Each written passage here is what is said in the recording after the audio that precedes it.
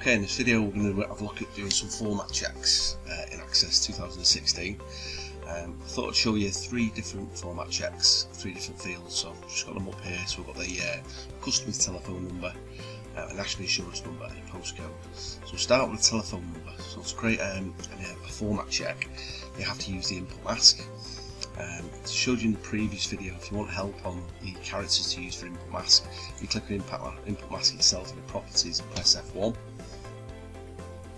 And then click on text box input mask property, and then scroll down a little bit. You should get all the characters to use, which we're going to use today. Down.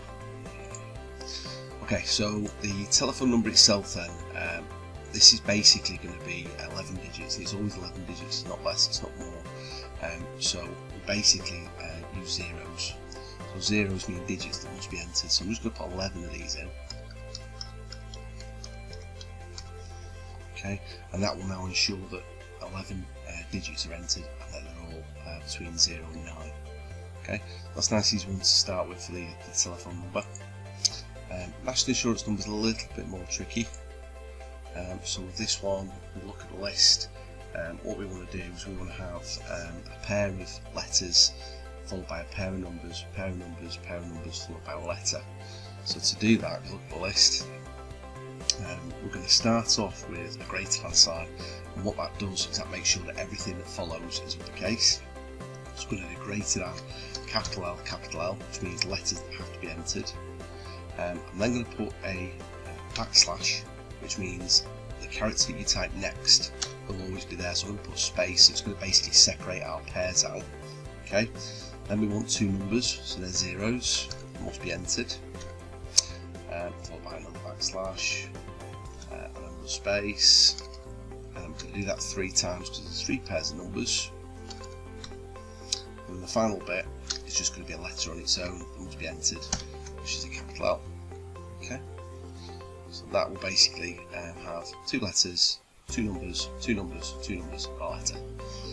The last one, postcode, a bit of a tricky one. Postcodes. All postcodes in the UK follow the same pattern. There are a few different masks out there, but this is the one that I've always used. So to start with, postcodes are capital letter, uppercase letters.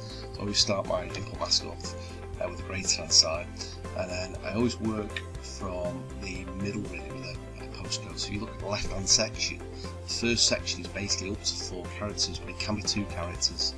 So I always start with a couple of optional letters. Okay, so your 2 question marks will do that.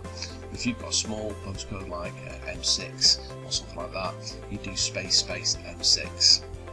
Okay, if it was a long one like RG41, this would work.